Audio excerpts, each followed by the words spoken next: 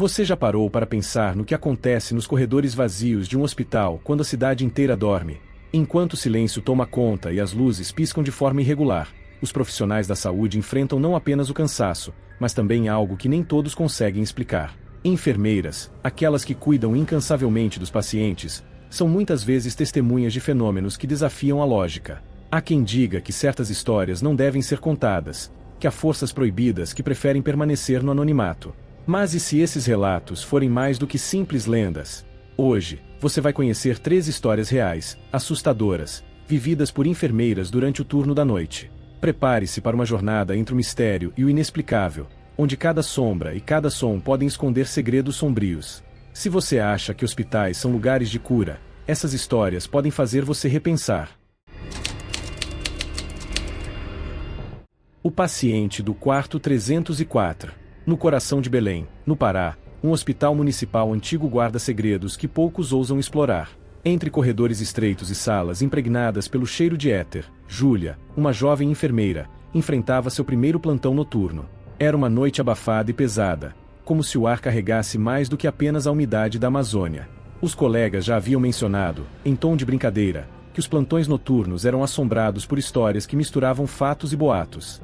O quarto 304, em especial, era alvo de muitas dessas narrativas. Alguns diziam que era maldito, enquanto outros afirmavam que era apenas azarado. Júlia, pragmática e cética, riu das histórias, achando que eram artifícios para testar sua coragem. Pouco depois da meia-noite, enquanto preenchia relatórios, o bip insistente do sistema a alertou sobre o chamado do quarto 304. Ela hesitou por um momento, lembrando-se das advertências, mas o profissionalismo falou mais alto. Ao atravessar o corredor iluminado por lâmpadas que piscavam intermitentemente, sentiu um arrepio estranho. O hospital parecia mais silencioso do que o habitual, e seus passos ecoavam como se alguém estivesse a escutar. Chegando à porta do 304, respirou fundo e entrou. O ambiente era frio, com um ar quase sufocante. Na cama, um senhor idoso estava deitado, imóvel, os olhos semicerrados. Ele parecia não reagir à sua entrada. Júlia aproximou-se, anunciando sua presença. O homem abriu os olhos lentamente, e ela sentiu um calafrio ao encontrar aquele olhar vazio, como se ele não estivesse realmente ali.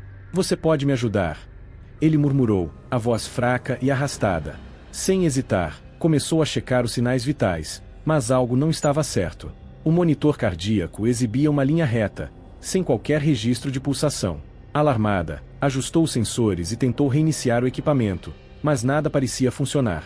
Sentiu a tensão aumentar quando, de repente, o paciente se sentou ereto na cama com uma agilidade surpreendente para alguém em tal estado.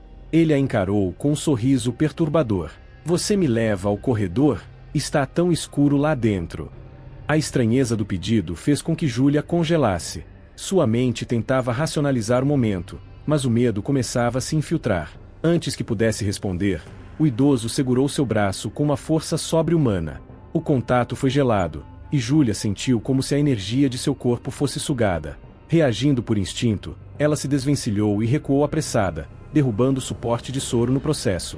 Quando olhou novamente, o homem estava deitado como antes, imóvel, com os olhos fixos no teto. Desesperada, ela chamou os médicos. Quando voltaram ao quarto, a cama estava vazia. Nem sinal do paciente, ou de que ele realmente existira. Os dias seguintes foram uma mistura de medo e curiosidade. Júlia perguntou discretamente aos colegas sobre o quarto 304 e descobriu histórias perturbadoras. Diziam que, anos antes, um paciente havia morrido ali em circunstâncias misteriosas. Ele teria passado dias implorando para ser transferido, mas sua morte súbita encerrou qualquer chance de realizar o desejo. Desde então, os ocupantes do quarto relatavam a mesma visão, um corredor interminável, repleto de sombras que pareciam observar. Apesar do ceticismo, Júlia começou a notar estranhos acontecimentos ao seu redor. Durante os plantões, sussurros ecoavam pelos corredores vazios, e portas se fechavam sozinhas.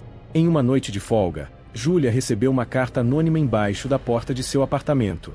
A letra tremida dizia: "Por favor, me leve ao corredor." A mensagem trouxe à tona lembranças do paciente e um temor inexplicável. Dias depois, ela acordou com um peso estranho na cama, como se alguém estivesse sentado ao seu lado. Ao acender a luz, viu uma marca no colchão, mas o quarto estava vazio. Esses eventos começaram a afetar sua sanidade, e ela decidiu buscar ajuda no hospital. O capelão, um homem experiente e acostumado a lidar com o inexplicável, sugeriu que ela retornasse ao quarto 304 e queimasse a carta. Segundo ele, esse gesto poderia libertar a alma presa ao lugar. Tomada pelo desespero, Júlia seguiu o conselho. Ao acender o isqueiro e queimar o papel dentro do quarto, uma rajada de vento atravessou o local, apagando as luzes. Um grito lancinante ecoou pelo hospital, vindo do corredor. Júlia correu em direção ao som, mas encontrou apenas o silêncio. A partir daquela noite, o quarto 304 foi interditado. Júlia pediu transferência para outro hospital e jurou nunca mais trabalhar no turno da noite. Apesar disso, boatos continuam a circular entre os enfermeiros. Alguns dizem ouvir passos arrastados pelo corredor, enquanto outros juram que o quarto 304 ainda guarda um segredo que nunca deveria ser revelado. A sombra na sala de medicamento. Em um hospital de médio porte na cidade de Ribeirão Preto, São Paulo, a enfermeira Carla era conhecida por sua dedicação e serenidade, qualidades essenciais para quem enfrentava o turno da noite. O hospital, inaugurado nos anos 1950, tinha fama de ser um lugar carregado de histórias. Alguns pacientes e funcionários relatavam acontecimentos estranhos, mas Carla, cética por natureza, preferia acreditar que eram apenas coincidências ou brincadeiras de mau gosto. O que ela não sabia é que, naquela noite em especial, ela seria a protagonista de uma experiência que mudaria sua visão sobre o desconhecido. Eram 2 horas da manhã quando Carla foi encarregada de organizar a sala de medicamentos, um espaço isolado no final do corredor principal. A sala era pequena e abarrotada de armários metálicos, com cheiro forte de álcool e produtos químicos. Assim que entrou, sentiu um desconforto que não sabia explicar. O ar parecia mais denso, e o silêncio do hospital parecia mais profundo ali dentro. Enquanto organizava os frascos e caixas, ouvi um som baixo e rítmico, como passos leves no corredor. Pensando ser algum colega, abriu a porta para verificar, mas o corredor estava vazio. Tentando ignorar o incômodo, voltou ao trabalho, mas os sons persistiram, agora mais altos e próximos. Ela fechou a porta com força e respirou fundo, tentando afastar o medo. Então, as luzes começaram a piscar, lançando sombras que pareciam se mover por conta própria. Carla ficou imóvel, tentando racionalizar a situação, mas o som de algo arranhando a porta fez seu coração disparar. Ela se aproximou devagar, mas antes que pudesse tocar na maçaneta, a porta se abriu sozinha. Do outro lado, não havia ninguém, apenas o corredor vazio e uma sensação de que algo a observava. Determinada a terminar seu trabalho, Carla decidiu ignorar o incidente e continuar. Mas, ao se virar, notou algo estranho no reflexo da porta de vidro de um dos armários. Uma sombra estava ali, parada atrás dela. O contorno era inconfundível, alto, humano, mas sem rosto ou forma clara.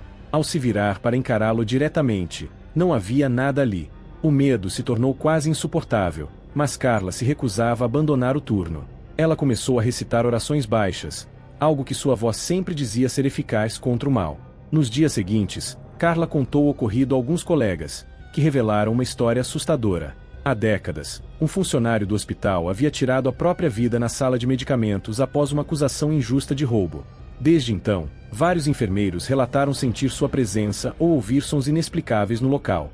Para Carla, tudo fazia sentido agora. Ela começou a evitar a sala, pedindo a outros que assumissem essa tarefa em seu lugar. Certa madrugada, porém, ela foi chamada às pressas para buscar um medicamento específico que só estava disponível naquela sala.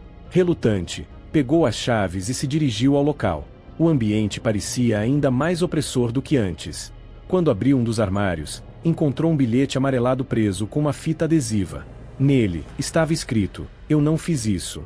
Por favor, me ouça." Carla sentiu um arrepio correr pela espinha e decidiu levar o bilhete consigo. Na manhã seguinte, entregou o papel à administração do hospital, mas o documento desapareceu misteriosamente antes que pudesse ser analisado. Desde então, Carla passou a ouvir seu nome sussurrado em corredores vazios, e em algumas noites, sentia uma presença constante atrás de si. Embora tenha tentado se afastar do hospital, sua ligação com o lugar parecia indissolúvel. Meses depois, ao organizar seus pertences, encontrou o mesmo bilhete em sua bolsa, como se algo ou alguém quisesse que ela não esquecesse a verdade que tentou ignorar. Ainda hoje, Carla trabalha no hospital, mas nunca mais entrou sozinha na sala de medicamentos.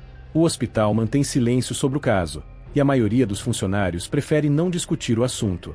Porém, quem passa pelo corredor à noite jura ouvir o som de passos leves, como se algo invisível continuasse a caminhar por ali, esperando ser ouvido. O menino da pediatria. Na periferia de Salvador, Bahia, o Hospital Infantil São Joaquim era conhecido por sua longa história de atendimento e por carregar uma atmosfera pesada, especialmente nos turnos noturnos. A enfermeira Mariana, com seus anos de experiência, nunca foi de se deixar abalar por histórias de fantasmas ou boatos sobrenaturais. Contudo, havia algo na ala da pediatria que incomodava até mesmo os mais céticos. Era um setor repleto de energia. Risos, choros e esperanças contrastavam com o silêncio mortal que tomava conta do lugar após o cair da noite. Naquela noite, Mariana estava sozinha na ala, revisando prontuários e verificando medicamentos, quando algo inesperado aconteceu. Pouco antes das 3 horas da manhã, o silêncio foi quebrado pelo som de uma risada infantil. Mariana ergueu os olhos e, instintivamente, caminhou em direção ao corredor da pediatria. As luzes piscavam, lançando sombras distorcidas nas paredes decoradas com figuras de animais. Ela chamou pelo nome de uma das crianças internadas, mas não obteve resposta. Pensando que alguém havia saído do quarto sem permissão, foi de porta em porta, verificando cada leito. Todas as crianças estavam dormindo profundamente, como se nada tivesse acontecido. Ao retornar ao posto de enfermagem, encontrou um pequeno balão azul amarrado a uma cadeira. Algo curioso, já que não havia nenhum evento ou celebração no hospital naquela noite. O balão oscilava suavemente, mesmo sem qualquer corrente de ar. Mariana tentou ignorar, atribuindo o fenômeno a alguma brincadeira de mau gosto, mas, ao sentar-se, sentiu um leve toque no ombro. Virou-se rapidamente, mas não havia ninguém ali. Seu coração disparou, e uma sensação de ser observada tomou conta de si. Ela começou a recitar mentalmente orações, algo que aprenderá com sua avó para afastar más energias. As horas seguintes foram uma mistura de tensão e curiosidade. Enquanto revisava os prontuários, algo peculiar chamou sua atenção. Um dos registros, referente a um menino chamado Davi, tinha uma anotação que não deveria estar ali: agradeço por cuidar de mim. Volto para brincar. Mariana sentiu um frio na espinha, pois Davi havia falecido semanas antes, vítima de complicações respiratórias. O menino era querido por todos, sempre sorridente, mesmo em seus piores momentos. Ao investigar com outros colegas, descobriu que Davi tinha o costume de brincar com balões durante sua internação. A enfermeira que cuidava dele relatou que ele havia prometido, entre risos, que voltaria para se despedir apropriadamente. Aquela noite parecia ser o cumprimento da promessa. Mariana, no entanto, não conseguia se livrar da sensação de que algo mais sombrio estava em jogo. Apesar de tensa, decidiu retornar ao quarto onde Davi costumava ficar, na tentativa de buscar respostas. Ao entrar, sentiu o ambiente estranhamente gelado. O balão azul estava ali, flutuando no meio do quarto vazio. Um som baixo e repetitivo começou a ecoar, parecia o som de uma bola quicando. Mariana observou, horrorizada, enquanto uma sombra pequena e indistinta se movia ao fundo, como se fosse o reflexo de uma criança brincando. Antes que pudesse reagir, o balão estourou com um estouro ensurdecedor, deixando o quarto em total silêncio. Mariana saiu dali às pressas, o coração quase saindo pela boca. No dia seguinte, tentou relatar o ocorrido, mas foi recebida com ceticismo e olhares desconfiados. Alguns colegas, porém, confessaram que já haviam visto o balão azul em diferentes pontos da pediatria durante seus turnos, sempre acompanhados de risadas ou sons de passos pequenos. Mariana decidiu levar o caso ao capelão do hospital, que realizou uma cerimônia de bênção na ala da pediatria. Desde então, os fenômenos diminuíram, mas não cessaram completamente. Hoje, Mariana evita falar sobre aquela noite, mas admite que algo mudou dentro dela. Os corredores da pediatria nunca mais pareceram os mesmos. Quem trabalha na ala prefere não mexer em objetos deixados pelas crianças, temendo que algo ou alguém ainda esteja lá, observando, esperando por um momento para se manifestar novamente. E então, o que você faria se fosse confrontado com o desconhecido durante uma madrugada solitária? Essas histórias nos fazem questionar o que realmente sabemos sobre o mundo ao nosso redor. Será que fenômenos como esse são apenas fruto de mentes cansadas, ou há algo muito maior e sombrio à espreita, apenas esperando o momento certo para se manifestar? Você acredita que essas enfermeiras realmente viveram algo inexplicável, ou ainda tenta encontrar explicações racionais para o que aconteceu? Compartilhe sua opinião nos comentários. Suas teorias podem ajudar a decifrar esses mistérios ou até revelar algo ainda mais surpreendente. Se você ficou intrigado e quer explorar mais histórias assustadoras e inexplicáveis, inscreva-se no canal e ative as notificações. Não se esqueça, o desconhecido está sempre mais perto do que imaginamos, e só os corajosos ousam enfrentá-lo.